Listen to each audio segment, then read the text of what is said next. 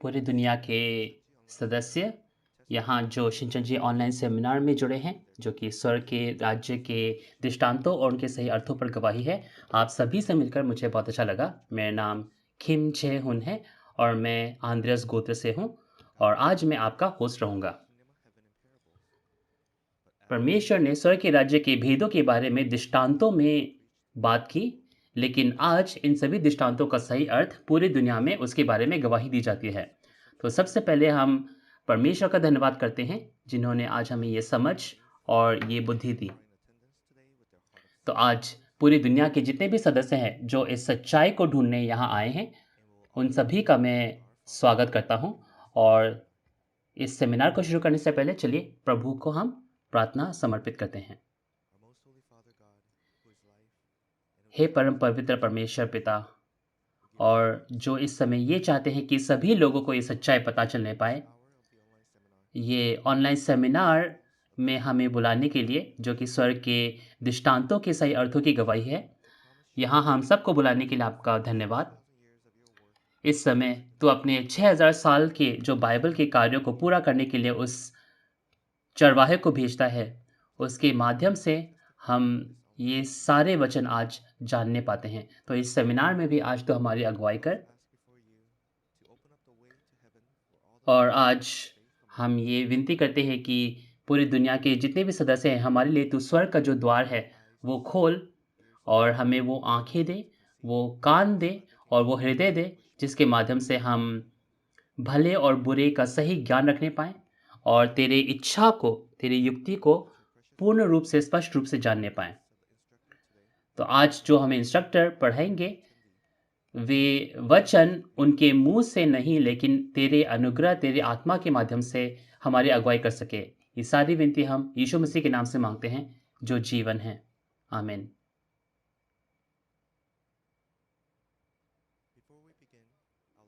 तो आज का सेमिनार शुरू करने से पहले मैं आपसे ये बताना चाहता हूँ कि ये सेमिनार आज कोविड-19 के सभी रेगुलेशंस और सोशल डिस्टेंसिंग के अंतर्गत रखी जा रही हैं। सभी लोग, क्या आपने कभी परमेश्वर की मुहर को देखा है? आज अगर आप सेमिनार को अच्छे से सुनेंगे, तो आप परमेश्वर की मुहर, तुरही और मूसा का और मेमने के गीत के बारे में अच्छे से सुनने पाएंगे। तो जैसे कि हमने देखा कि आदि में परमेश्वर वचन है, तो आज इस सेमिनार के माध्यम से हम सबको वचन के माध्यम से बहुत आशीष और अनुग्रह मिलने पाए। तो चलिए हम आंद्रियास गोत्र में से एक इंस्ट्रक्टर को बुलाते हैं, जो आज हमें पाठ 16, जो कि दृष्टांत रूपी मुहर, तुरही और मेमने और मूसा का गीत के बारे में बताएंगे। पूरी दुनिया में पास्टर्स, थियोलॉजी स्टूडेंट्स और मंडली के सदस्य जो विश्वासी जीवन जीते हैं, आज आप सभी से मिलकर बहुत बहुत अच्छा लगा। आप सभी का अभिवादन। मेरा नाम किम मान गुन है और मैं शिनचन जी के 12 गोत्र में से आंद्रियास गोत्र से हूँ, और मैंने ये वचन आंद्रियास गोत्र के जो प्रधान हैं उनसे सीखा, और हमारे गोत्र के प्रधान ने ये वचन हमारे शिनचन जी यीशु की कलीसिया के अध्यक्ष ली मानही से सीखा। तो आज आप सभी का इस सेमिनार में बहुत बहुत स्वागत है। मैं आशा करता हूं कि आप पिछले बार दृष्टांत रूपी पर्वत के बारे में आपने अच्छे से सुना होगा।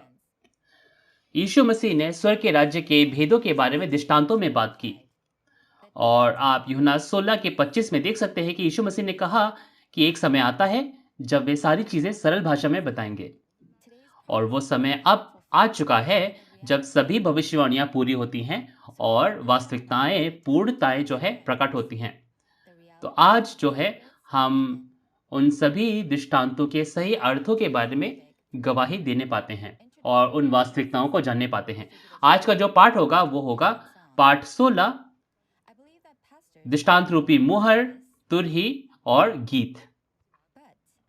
मैं ये आशा करता हूं कि बहुत सारे पास्टर्स इनके बारे में पहले से ही जानते होंगे, लेकिन आज जब मैं आपको व्याख्या दूं, तो मैं चाहूंगा कि मैं आपसे विनती करूंगा कि आप लोग ध्यान से एक बार सुनने पाएं।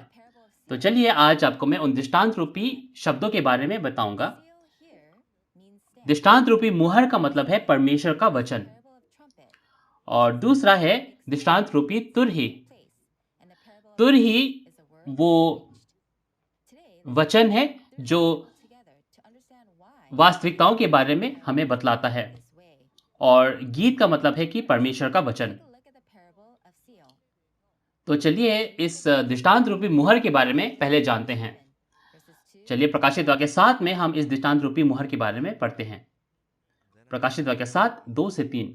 फिर मैंने एक और स्वर्गदूत को जीवित परमेश्वर की मुहर लिए हुए पूरब से ऊपर आते हुए देखा, और उसने उन चारों स्वर्गदूतों से, जिन्हें पृथ्वी और समुद्र की हानि करने का अधिकार दिया गया था, ऊंचे शब्द से पुकार कर कहा, जब तक हम अपने परमेश्वर के दासों के माथे पर मुहर न लगा दें, तब तक पृथ्वी और समुद्र और पेड़ों को हानि न पहुंचाना। तो हम देख सकते हैं कि प्रकाशित वाक्य के पूर्ति के समय एक स्वर्गदूत जो है जीविता परमेश्वर की मुहर लेके आएंगे, और परमेश्वर के जो दास हैं उनके माथों पर मुहर लगा देंगे। तो ये जो मुहर है जो स्वर्गदूत लेके आते हैं, ये कोई भौतिक मुहर नहीं है। अगर मैं परमेश्वर का कोई सेवक हूं, तो मुझे ये मुहर के बारे में जानने की जरूरत है, और उससे मुझे मुहरित होना है कि नहीं? बाइबल में दो प्रकार की मुहर हैं, एक भौतिक मुहर और एक आत्मिक मुहर। तो मुहर मुहर का क्या मतलब होता है? मुहर का मतलब होता है कि एक स्टैम्प, एक ठप्पा, है ना? आप सभी के पास ये मुहर होगी घर में। अगर आप भौतिक मुहर को देखो, तो भौतिक मुहर के ऊपर क्या लिखा होता है? जी हाँ, आपका नाम लिखा होता है ना? आपका नाम उस पे लिखा होता है। तो यानी कि अगर आप ठप्पा लगाते हो, तो आप उस दस्तावेज के जो सामग्री है, उस पर आप सहमति जताते हो, है कि नहीं? तभी आप ठप्पा मारते हो, तभी आप मुहर लगाते हो। तो आध्यात्मिक मुहर का जो मतलब है वो है परमेश्वर का वचन। तो हम जिस प्रकार के वचन को ग्रहण करते हैं, वो ये बतलाता है कि हम या परमेश्वर के वचन को ग्रहण करेंगे और परमेश्वर के संपत्ति बनेंगे, या फिर शैतान के वचन को ग्रहण कर शैतान की संपत्ति बनेंगे। और आज हमने प्रकाशित वाक्य 7 2 से 3 में देखा कि परमेश्वर अपने लोगों पर अपनी मुहर लगाते हैं, यानी कि वे लोग जो है वे परमेश्वर के लोग हैं। तो चलिए आज इस दृष्टांत रूपी जो मुहर है, इसका मतलब वचन कैसे निकला। आप देख सकते हैं कि परमेश्वर की मुहर पर परमेश्वर का नाम लिखा हुआ है। तो परमेश्वर का नाम क्या है? चलिए यूहन्ना 1 का 1 पढ़ते हैं। आदि में वचन था, और वचन परमेश्वर के साथ था, और वचन परमेश्वर था। तो आप देख सकते हैं कि आदि में वचन परमेश्वर थे, यानी कि परमेश्वर का नाम क्या है? परमेश्वर का नाम परमेश्वर का वचन है। इसका क्या मतलब है? इसका मतलब यह है कि परमेश्वर के वचन पर विश्वास करना, यानी कि परमेश्वर पर विश्वास करना, और परमेश्वर के वचन पर विश्वास ना करना, यानी कि परमेश्वर पर विश्वास ना करना है। इसीलिए आप देख सकते हैं कि परमेश्वर ही वचन है, और वचन परमेश्वर है। यानी कि मुहर पर जो नाम लिखा होता है वो एक व्यक्ति को दर्शाता है। तो मुहर पर जो नाम लिखा हुआ है वो क्या है? वो परमेश्वर का वचन है। और हम देख सकते हैं कि एक होता है जो मुहर लगाता है, और लोग होते हैं जो मुहर पाते हैं। तो चलिए यूहन्ना 3 उसका 31 से 33 पढ़ते हैं। जो ऊपर से आता है वह सर्वोत्तम है, जो पृथ्वी से आता है वह पृथ्वी का है और पृथ्वी की ही बातें कहता है। जो स्वर्ग से आता है वह सबके ऊपर है।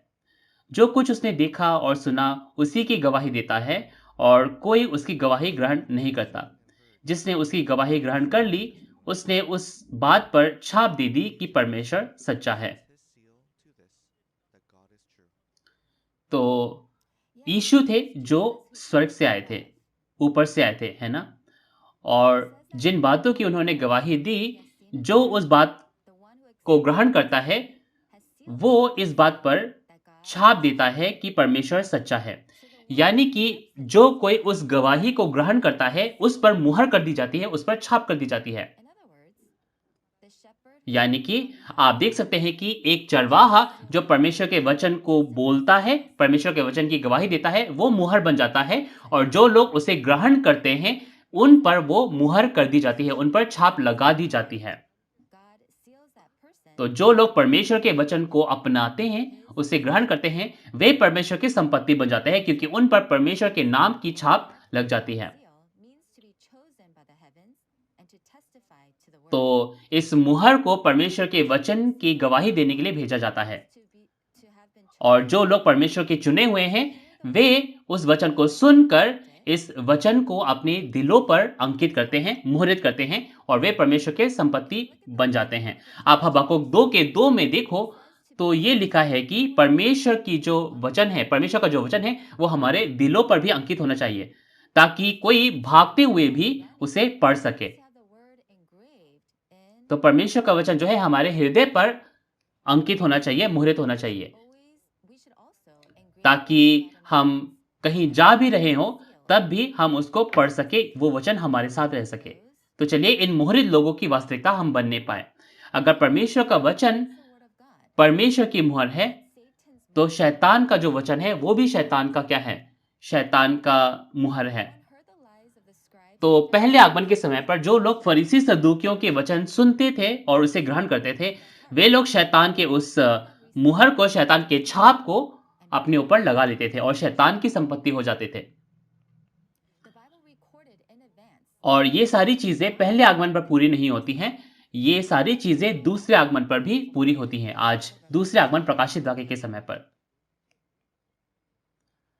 तो चलिए आज हम दूसरे आगमन में प्रकाशित वाक्य के समय जो मुहर लगाने का काम हो रहा है, उस पर नज़र डालते हैं। आप प्रकाशित वाक्य 7 उसके 2 से 3 में देखो, तो क्या लिखा है? उसमें लिखा है कि एक और स्वर्गदूत जीवित परमेश्वर के मुहर को लेकर पूरब से ऊपर की ओर आता है और परमेश्वर के सेवकों पर परमेश्वर की मुहर जो है लगा देता है। तो ये दूसरे आगमन पर मुहर क्या है? पहले आगमन के समय पर भी जो व्यक्ति स्वर्ग की बातें देखता था, सुनता था और इसकी गवाही देता था, वह परमेश्वर की मुहर थी और जो लोग उस वचन को ग्रहण करते थे, वे लोग उस मुहर से मुहरित होने पाते थे। उसी प्रकार दूसरे आगमन पर भी एक व्यक्ति है जो स्वर्ग की सारी चीजें देखता और सुनता है और उस चीज की गवाही देता है। वो चरवाहा है जिसने प्रकाशित वाक्य 10 में उस खुली पुस्तक को पाया और उन सभी चीजों की गवाही देते हैं और वो चरवाहा नया यूहन्ना है जो आज प्रकाशित वाक्य के सभी वचनों की गवाही देते हैं। तो आज जो लोग इस वचन को ग्रहण करते हैं, इस युग पर वे लोग मुहरित होने पाते हैं। तो चलिए प्रकाशित वाक्य 14 उसके 1 में देखते हैं कि दूसरे आगमन प्रकाशित वाक्य के समय पर कौन है जो मुहरित होने पाते हैं। फिर मैंने दृष्टि की और देखो वह मेमना सिय्योन पहाड़ पर खड़ा है और उसके साथ 1,44,000 जन हैं जिनके माथे पर उसका और उसके पिता का नाम लिखा हुआ है। तो ये जो 1,44,000 हैं, ये लोग मुहरित किए गए हैं और ये प्रकाशित वाक्य 7 में आप देख सकते हैं कि इज़राइल के 12 गोत्रों में से हर गोत्र के 12,000 1,44,000 जन हैं। तो आज प्रकाशित वाक्य के पूर्ति के समय पर जो लोग परमेश्वर के बीच से जन्मे हैं और जिनकी कटनी होती है, उन पर ये मुहर जो है लगाए जाते हैं और प्रकाशित वाक्य के हिसाब से वो 12 गोत्र नए राज्य, नए लोगों को बनाया जाता है। हम देख सकते हैं कि 2 तरह के मुहर है, परमेश्वर की मुहर और शैतान की मुहर। आप प्रकाशित वाक्य 13 में जाओ तो एक घटना है, वहां पे शैतान का जो चिन्ह है 666 वो जो है लोगों पर लगाई जा रही है, यानी कि शैतान का वचन जो है वो लोगों को दिया जा रहा है। तो इस समय पर अगर कोई शैतान के वचन को ग्रहण करता है और उसको अपने दिलों में अंकित करता है, तो वे लोग शैतान के उस छाप को ग्रहण करते हैं और शैतान के संपत्ति हो जाते हैं। और ये सभी चीजें, ये जो घटनाएं कब होंगी, कैसे होंगी, कोई नहीं जानता था, लेकिन ये सभी घटनाएं हो चुकी हैं और एक गवाह है जो ये सारी चीजें देखते हैं और सुनते हैं और उस घटनास्थल पर थे और वे उसी चीज की गवाही देते हैं। तो इन सभी वास्तविकताओं के बारे में प्रकाशित वाक्य 13 में जो हमारा प्रकाशित वाक्य सेमिनार हुआ था, उसमें आपने सुना होगा। अगर आपने उसके बारे में अब तक नहीं सुना है, नहीं देखा है, तो मैं आशा करता हूँ आप उस सेमिनार को देखने पाएँ और इसमें से पुष्टिकरण करने पाएँ। तो हमें किसकी मुहर प्राप्त करनी है? अगर कोई शैतान की मुहर को प्राप्त करता है, तो वे शैतान की संपत्ति हो जाते हैं और वे उस ज्वलंत झील में जाकर ज्वलंत झील में जो है, वे प्रवेश करेंगे।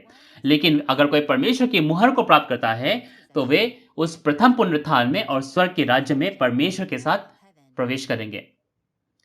तो हमें आज बहुत अच्छे से ये जानने की ज़रूरत है कि हमें शैतान का चिन्ह ना मिले, लेकिन हम विनती करें, हम प्रार्थना करें कि हमें परमेश्वर की मुहर मिले और हम स्वर्ग के राज्य के हिस्सा बन सकें। तो चलिए आप दृष्टांत रूपी तुरही के बारे में जानते हैं। चलिए मत्ती 24 उसके 31 को पहले पढ़ते हैं। और वह तुरही के बड़े शब्द के साथ अपने स्वर्गदूतों को भेजेगा और वे आकाश के इस छोर से उस छोर तक चारों दिशा से उसके चुने हुओं को इकट्ठा करेंगे। तो ये भविष्यवाणी हुई है कि प्रभु के दूसरे आगमन के समय पर तुरही बजाई जाएगी और जो चुने हुए लोग हैं उन्हें इकट्ठा किया जाएगा। आप इसके बारे में पहले से सुन चुके होंगे, लेकिन मैं आपसे विनती करूंगा कि आप अंत तक इन सभी व्याख्याओं को सुने। आप देख सकते हैं कि बाइबल में 2 प्रकार की तुरही हैं, भौतिक तुरही और आत्मिक तुरही। जब यहीरो जब यहीरो शहर ढह गया था, तो उस समय भौतिक तुरही बजाई गई थी। लेकिन हम देख सकते हैं कि एक आत्मिक तुरही भी है जो बजती है। जो आत्मिक तुरही है, वो जो चीज़ें हो चुकी हैं, उन चीज़ों के बारे में गवाही देता है। तो चलिए इसके बारे में पढ़ने के लिए यशायाह उसके 58 में पढ़ते हैं। यशायाह 58 उसके 1 में क्या लिखा है? गला खोल कर पुकार, कुछ न रख छोड़, तुरही का सा ऊंचा शब्द कर, मेरी प्रजा को उसका अपराध अर्थात याकूब की घराने को उसका पाप जता दे। तो यहाँ पे लिखा है कि अपना गला खोल कर पुकार और तुरही का सा ऊंचा शब्द कर।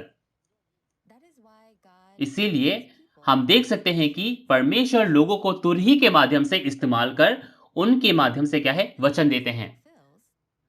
जब भविष्यवाणियों की पूर्ति होती है, तो परमेश्वर एक व्यक्ति को चुनते हैं और उस सभी पूर्ति के बारे में लोगों को बतलाते हैं।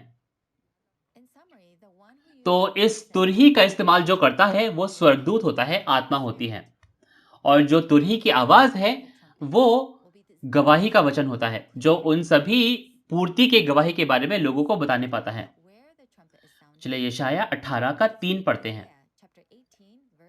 हे जगत के सब रहने वालों और पृथ्वी के सब निवासियों, अब जब झंडा पहाड़ों पर खड़ा किया जाए तो उसे देखो, जब तुरही फूकी जाए तब सुनो। जी हाँ, आपने देखा कि यहाँ कहा गया है कि जगत के सब रहने वाले और पृथ्वी के सब निवासी, जब पहाड़ पर झंडा लहराया जाए तो वे उसे देखें और जब तुरही फूकी जाए तो वे उसे सुने। ये पर्वत जो है, जहाँ पहाड़ है, ये कौन-सा पहाड़ है? ये योएल उसके 2 के 1 में आप देख सकते हैं, ये परमेश्वर का पवित्र पहाड़ सिय्योन पर्वत है। तो ये भविष्यवाणी कब पूरी होती है? इसके बारे में चलिए यूहन्ना 14 उसके 24 में पढ़ते हैं, ये भविष्यवाणी पूरी कब हुई? यूहन्ना 14 उसका 24, जो मुझसे प्रेम नहीं रखता, वह मेरे वचन नहीं मानता, और जो वचन तुम सुनते हो, वह मेरे नहीं है, वरन पिता का है, जिसने मुझे भेजा है। आमीन। तो आप देख सकते हैं कि यूहन्ना 14 के 24 में यीशु मसीह ने कहा कि ये वचन जो तुम सुनते हो, ये मेरे वचन नहीं है, वरन पिता के वचन हैं, जिन्होंने मुझे भेजा है। यानी कि परमेश्वर की जो पवित्र आत्मा थी, वो यीशु मसीह के द्वारा कार्य कर रही थी और यीशु वे तुरही थे जो पहले आगमन के समय पर परमेश्वर की सभी भविष्यवाणियों की पूर्ति के बारे में गवाही देते थे। और यीशु मसीह और उन 12 चेलों ने उस पूर्ति के वचन के बारे में गवाही दी। और उस समय वो जो यीशु मसीह और 12 चेले थे, वो सिय्योन पर्वत था जहां लोगों को जाने की जरूरत थी। और उस समय पर उन लोगों ने, यीशु मसीह ने उन लोगों के चुने हुए लोगों को एकत्रित किया। तो चलिए दूसरे आगमन में इस तुरही के बारे में हम भविष्यवाणी देखते हैं। आप मत्ती 24 उसके 29 से 31 में देखो तो क्या लिखा है। उसमें लिखा है कि उन दिनों के क्लेश के बाद तुरंत सूर्य अंधियारा हो जाएगा और चांद का प्रकाश जाता रहेगा और तारे आकाश से गिर पड़ेंगे। तब मनुष्य का पुत्र का चिन्ह आकाश में दिखाई देगा, जो कि यीशु मसीह है। और तब वे बड़ी तुरही के शब्द के साथ अपने चुने हुए लोगों को चारों दिशा से इकट्ठा करेंगे।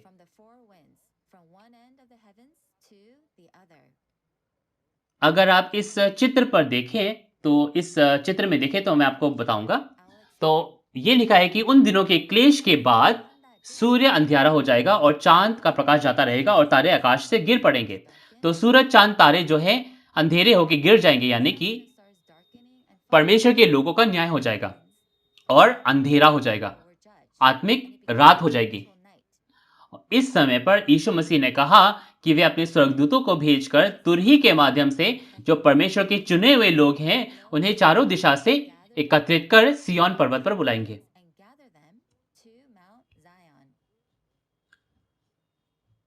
तो ये जो तुरही का शब्द है, तुरही का शब्द वो गवाही के पूर्ति के गवाही का वचन है, जो दूसरे आगमन पर सिय्योन पर्वत पर बजता है। तो जो लोग इस तुरही की आवाज को सुनकर सिय्योन पर्वत पर आने पाएंगे, वे लोग इस समय उद्धार में भाग लेने पाएंगे। तो क्या आप जानते हैं कि प्रकाशित वाक्य में कितनी तुरहियां बजाई जाती हैं? जी हाँ, हम जानते होंगे, लेकिन चलिए प्रकाशित वाक्य में जाकर देखते हैं कि कितनी तुरहियां बजती हैं और उनकी सामग्री क्या है।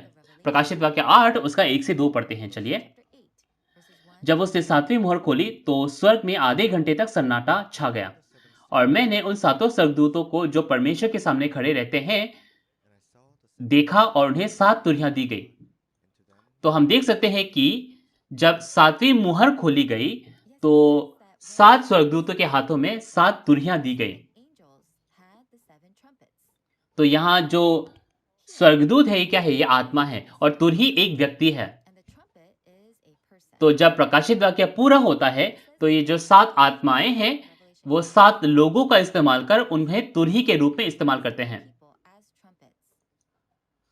और ये जो 7 तुरही है, ये ऐसे ही नहीं प्रकट हो जाते हैं, लेकिन प्रकाशित वाक्य 6 में जब प्रकाशित वाक्य 6 के बाद जब 7वीं तुरही खोली जाती है, जब सूरज, चांद, तारे काले पड़ जाते हैं और गिर जाते हैं और आत्मिक रात हो जाती है, तब ये 7 तुरहियां प्रकट होते हैं। इस समय पर परमेश्वर 7 लोगों को चुनते हैं और प्रकाशित वाक्य के पूर्ति के घटना स्थल पर उनको चुनते हैं, और उन्होंने जो देखी है उनके बारे में वो उन्हें तुरही के रूप में गवाही देते हैं। और प्रकाशित वाक्य 8 और 9 में आप देख सकते हैं कि 6 तुरहियां बजती हैं, लेकिन जो आखिरी तुरही बजती है, जो 7वीं तुरही है, वो प्रकाशित वाक्य 11 में बजती है। पहले जो 6 तुरहियां थी, वो उन तंबू के मंदिर के जो चुने हुए लोग थे, उनके विद्रोह और पापों के बारे में बतलाता है। लेकिन जो 7वीं तुरही है, वो उद्धार की तुरही है। तो चलिए इसके बारे में प्रकाशित वाक्य 11 के 15 में पढ़ते हैं। जब 7वें स्वर्गदूत ने तुरही फूकी, तो स्वर्ग में इस विषय के बड़े बड़े शब्द होने लगे, जगत का राजा हमारे प्रभु का और उसके मसीह का हो गया है, और वह युगानुयुग राज्य करेगा। जी हाँ, आप देख सकते हैं कि 7वां जो स्वर्गदूत है, वो उद्धार की तुरही है। 7वीं जो तुरही है, वो उद्धार की तुरही है, और उस तुरही के ध्वनि के माध्यम से जो जगत का राजा है, वो हमारे प्रभु और उसके मसीह का राजा हो जाता है। तो हमें इस आखिरी तुरही के वचन को सुनकर एक नए सिरे से जन्म लेने की जरूरत है, और ये 7वीं तुरही जो है, ये प्रकाशित वाक्य के पूर्ति के बारे में गवाही देता है। तो आज इसे जारी रखते हुए प्रकाशित वाक्य 10 का 7 पढ़ते हैं। चलिए पढ़ें। वरन 7वें स्वर्गदूत के शब्द देने के दिनों में, जब वह तुरही फूंकने पर होगा, तो परमेश्वर का वह रहस्य पूरा हो जाएगा, जिसका सुसमाचार उसने अपने दास भविष्यद्वक्ताओं को दिया था। तो लिखा है कि जब 7वां स्वर्गदूत तुरही फूकेगा, तो परमेश्वर का जो रहस्य है वो पूरा हो जाएगा। तो ये परमेश्वर का रहस्य क्या है? क्या आप जानते हैं?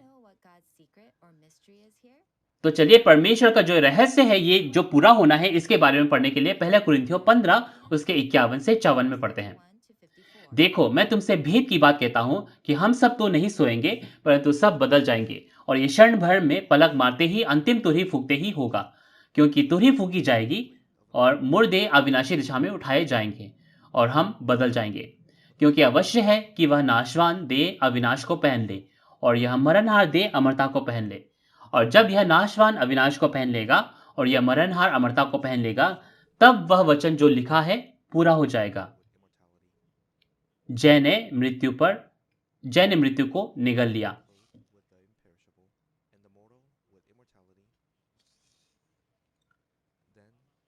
जी हाँ, आप उसके 52 आयत में देख सकते हैं कि जब तुरही फूकी जाएगी तो मुर्दे अविनाशी दिशा में उठाए जाएंगे। क्या मतलब है उठाए जाएंगे? जी हाँ, ये पुनरुत्थान के बारे में बात करता है और कहा गया है कि हम भी बदल जाएंगे, है ना? तो जो जीवित हैं वो फिलिपियो 3 के 21 के माध्यम से एक नए सिरे से क्या है? नए सिरे से वे उठाए जाएँगे और वे बदल जाएँगे। तो इस पुनरुत्थान में प्रवेश करने की आशा हम सब विश्वासियों की है ना? हम सब चाहते हैं कि हम उस पुनरुत्थान में, उस नए जीवन में हम प्रवेश करें। लेकिन ये सब कब पूरा होता है? ये सब उस 7वें तुरही के फूँकने पर पूरा होता है। और आज हम देख सकते हैं कि प्रकाशित वाक्य 11 का जो 15 है उसमें लिखा है कि 7वीं तुरही फूँकी जाती है। आज वो समय है जब वो 7वीं तुरही फूँकी जा रही है। और ये 7वीं तुरही कौन फूँकता है? आप प्रकाशित वाक्य 22 की 16 में देख सकते हैं कि यीशु ने कहा कि मैंने अपने दूत को इन सभी कलीसियाओं को ये वचन ये जो गवाही है वो देने के लिए भेजा है। तो आज वो व्यक्ति जो इन सभी घटनाओं को देखता है और इसकी गवाही देता है, वो आज 7वीं तुरही की पूर्ति होगी। वो 7वीं तुरही होंगे।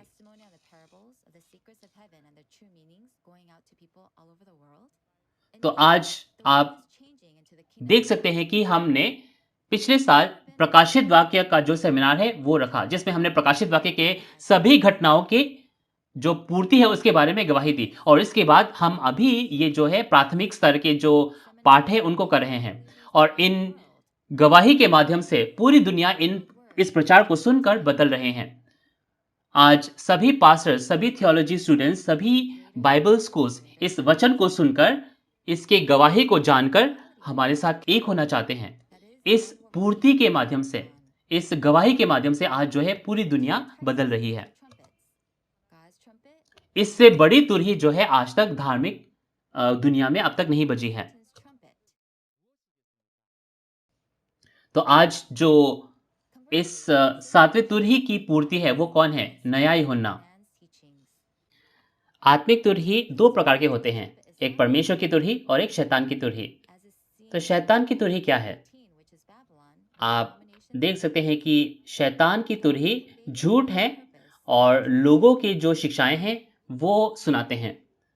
और शैतान की तुरही शैतान के राज्य में बजती है, जैसे कि आप प्रकाशित वाक्य 18 में देख सकते हैं। प्रकाशित वाक्य 18 में एक बाबुल राज्य है जो कि शैतान का राज्य है।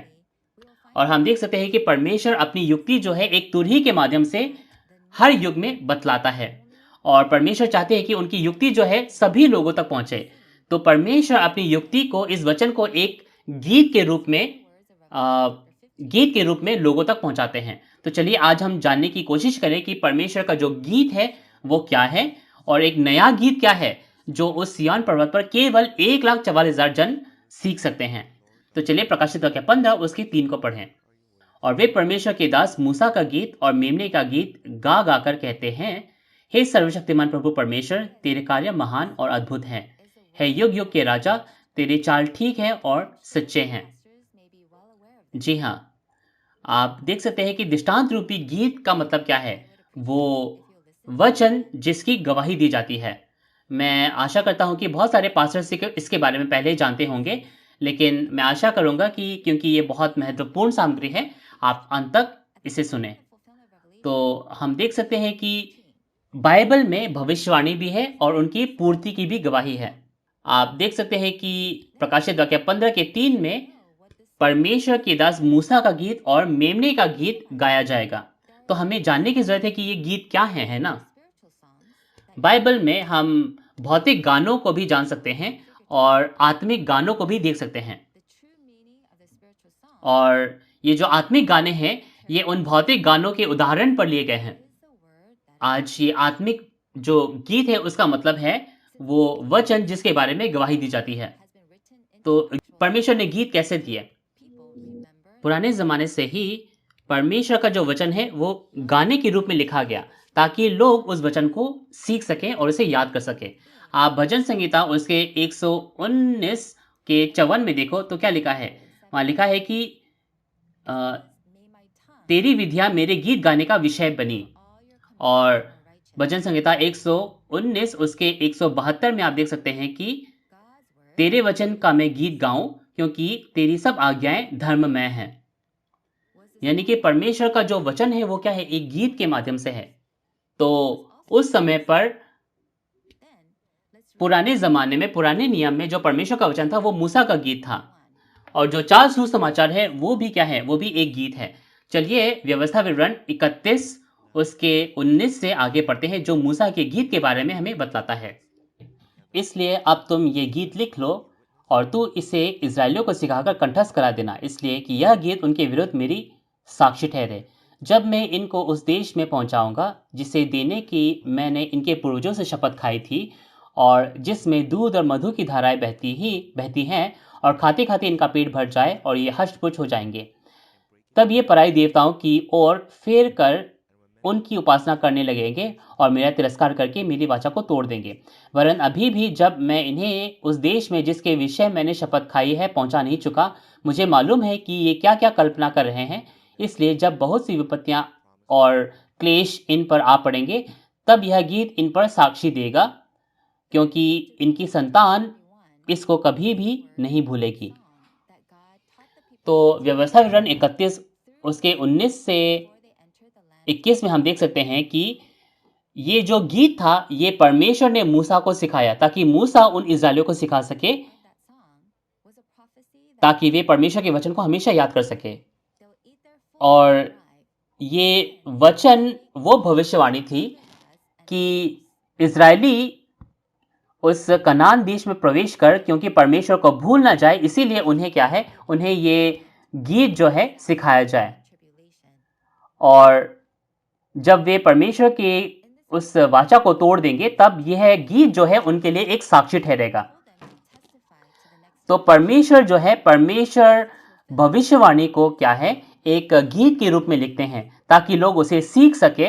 और ये गीत जो है एक साक्षी के रूप में, एक गवाह के रूप में, है ना, एक सबूत के रूप में ठहर सके।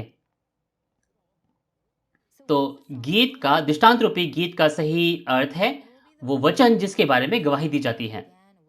तो मूसा का गीत क्या है फिर? मूसा का गीत यानी कि पुराने नियम के वचन जो मूसा से शुरू हुए। और मेमने का गीत क्या है? मेमना यानी कि यीशु का गीत क्या है? वो नया नियम का वचन है जो यीशु मसीह से जिसकी शुरुआत हुई है। और गीत गाना यानी कि उस पूर्ति के वचन को, उसकी गवाही देना। और हम देख सकते हैं कि एक नया गीत भी है। चलिए प्रकाशित वाक्य 14 उसका 3 पढ़े जिसमें एक नया गीत भी है। और वे सिंहासन के सामने और चारों प्राणियों और प्राचीनों के सामने मानो एक नया गीत गा रहे हैं। और उन 1,44,000 जनों को छोड़ जो पृथ्वी पर मोल लिए गए थे, कोई वह गीत न सीख सकता था। तो लिखा है कि 1,44,000 जो सिय्योन पर्वत पे हैं, उनके अलावा ये नया गीत कोई नहीं सीख सकता था। तो गीत का मतलब क्या है? गीत का मतलब वो वचन जिसके बारे में गवाही दी जाती है ना? तो नया गीत का मतलब क्या है? नया गीत का मतलब है कि इस नए नियम के पूर्ति के बारे में गवाही देना। तो आज जो प्रकाशित वाक्य के पूर्ति की गवाही है, वो ये नया गीत है जो आज लोगों को सुनने की जरूरत है। और क्योंकि किसी ने इस गाने को नहीं सुना, इस गीत को नहीं सुना, इसीलिए कोई इसको गा नहीं सकता। लेकिन इस गीत को केवल 1,44,000 जन जो सिय्योन पर्वत है, जिन्हें काटा गया है, वे लोग इसे सीख सकते हैं। केवल सिय्योन पर्वत पर जो 1,44,000 हैं, वे लोग इस नए गीत को सीख सकते हैं। तो केवल लोग सिय्योन पर्वत पर ही इस नए गीत को क्यों सीख सकते हैं? वो इसलिए है क्योंकि प्रकाशित वाक्य के सभी घटनाओं को देखने वाला जो चरवाहा है, वो सिय्योन पर्वत पर है। तो आज दूसरे आगमन के समय पर हमें इस नए गीत से मोहित होने की जरूरत है, ताकि हम भी राज्य और याजक बन सके, जो परमेश्वर के हो सके और उद्धार पा सके। तो चलिए मैं निष्कर्ष करता हूं। आज हमने जो दृष्टांत रूपी मुहर देखी, वो क्या है? दृष्टांत रूपी मुहर का मतलब है परमेश्वर का वचन। दृष्टांत रूपी तुरही का मतलब है वो वचन जिसके बारे में गवाही दी जाती है, और दृष्टांत रूपी गीत है परमेश्वर का वचन, और दृष्टांत रूपी नया गीत है नए नियम की पूर्ति का वचन। दूसरे आगमन पर यीशु मसीह आते हैं और तुरही के माध्यम से अपने चुने हुए जनों को उस सिय्योन पर्वत पर इकट्ठा करते हैं और उन्हें एक नया गीत सिखाते हैं। इस समय पर यीशु मसीह द्वारा चुना गया जो मुहर है और जो तुरही है, वो व्यक्ति है जो जय पाता है और शैतान के झूठे पादरियों से और अजगर के समूह से जय पाता है। और जो आज पूर्ति का वचन है, वो तुरही का वचन, तुरही की आवाज होती है, जो आज हमें सुनकर उस सिय्योन पर्वत पर एकत्रित होने की जरूरत है। तो आज हमें उस सातवें तुरही के जो प्रकट वचन है, उस वचन को सुनकर इस सिय्योन पर्वत पर एकत्रित होना है और इस नए गीत के वचन से मोहित होने की जरूरत है, ताकि हम परमेश्वर के नए राज्य और नए लोग बन सकें। तो निष्कर्ष करने के लिए हमें ये जानने की जरूरत है कि अगर हम स्वर्ग के राज्य के भेदों को नहीं जानेंगे तो हम स्वर्ग के राज्य में प्रवेश नहीं कर पाएंगे। लेकिन आज जो स्वर्ग के राज्य के भेद है, वो हमें बतला दिए गए हैं। तो आज मैं आशा करता हूं कि जैसे कि यीशु मसीह ने कहा कि वो समय आने पर ये सभी दृष्टांत हमें सरल भाषा में बताएगा, वो आज हम सुनने पा रहे हैं। तो हम सब इन सरल भाषा को समझने पाएंगे और इस वचन में आगे बढ़ने पाएंगे। अगला जो पाठ होगा वो पाठ 17, दृष्टांत रूपी जीवित प्राणी और हवा के बारे में। तो अगली बार जो इंस्ट्रक्टर है वो आपको इनके बारे में पढ़ाएंगे। तो चलिए हम आखिर में हम एक हैं ये नारा लगाकर खत्म करते हैं। हम परमेश्वर और यीशु में एक हैं, वी आर वन। तो चलिए प्रार्थना करें। हे परमेश्वर पिता, हम तेरा धन्यवाद करते हैं अब, क्योंकि वो समय आ चुका है जब तू सभी बाइबल के भविष्यवाणियों को पूरा करता है और उस सिय्योन पर्वत से हमें ये तुरही तू बजाता है, जिसको सुनकर हम सिय्योन पर्वत पर एकत्रित हो सकते हैं। तो इस समय के लिए हम आपका धन्यवाद करते हैं। इस तुरही को जो कोई भी सुनता है, परमेश्वर पिता, तू उनकी मदद कर, ताकि हम सब तेरे उस पवित्र सिय्योन पर्वत पर एकत्रित हो सके। इस समय ये जो तुरही का वचन है, जो पूरे देश में पास्टर्स और कलीसिया और मंडली के सदस्य को जाता है, इस पूर्ति के वचन से तू हमारी अगुवाई कर, और हम विनती करते हैं कि तू अंत तक हमें इस वचन में बनाए रखेगा। और ये सारी विनती हम उद्धारकर्ता प्रभु यीशु मसीह के नाम से मांगते हैं। तो अंत तक सुनने के लिए आप सभी का बहुत बहुत धन्यवाद।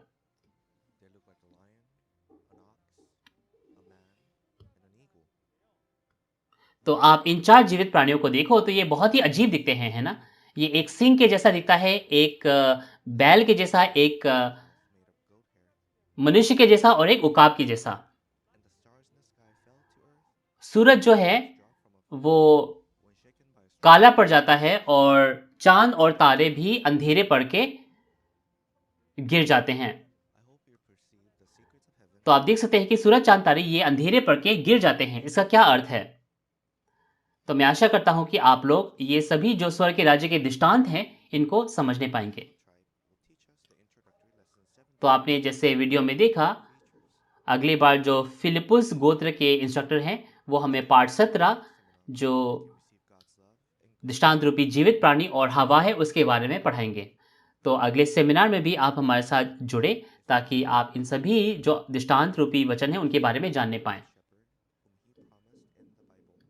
तो आज हम शिनचैन जी के माध्यम से जो सेमिनार आयोजित करते हैं, ये वो प्रकट वचन है जो आज वादे के हिसाब से पूरा हुआ है। और हम आशा करते हैं कि परमेश्वर अपना जो वचन है वो वर्षा और ओस की तरह हम पर बरसाएगा। और आज के विषय के माध्यम से आज के विषय के बारे में अगर आपको कोई संदेह है तो इन दिए गए नंबर्स पर हमसे संपर्क करें।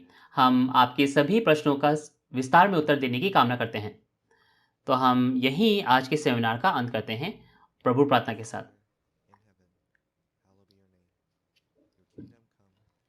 हे हमारे पिता, तू जो स्वर्ग में है, तेरा नाम पवित्र माना जाए, तेरा राज्य आए, तेरी इच्छा जैसे स्वर्ग में पूरी होती है वैसे ही पृथ्वी पर भी हो।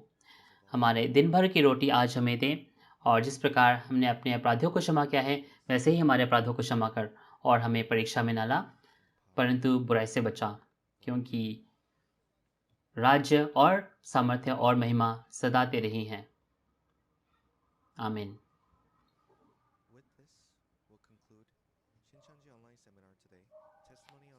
तो इसके साथ आज हम शिनचैंजी ऑनलाइन सेमिनार जो स्वर्ग के भेदों के दृष्टांतों के सही अर्थों पर गवाही है उसका हम अंत करेंगे। अंत तक हमारे साथ बने रहने के लिए बहुत बहुत धन्यवाद।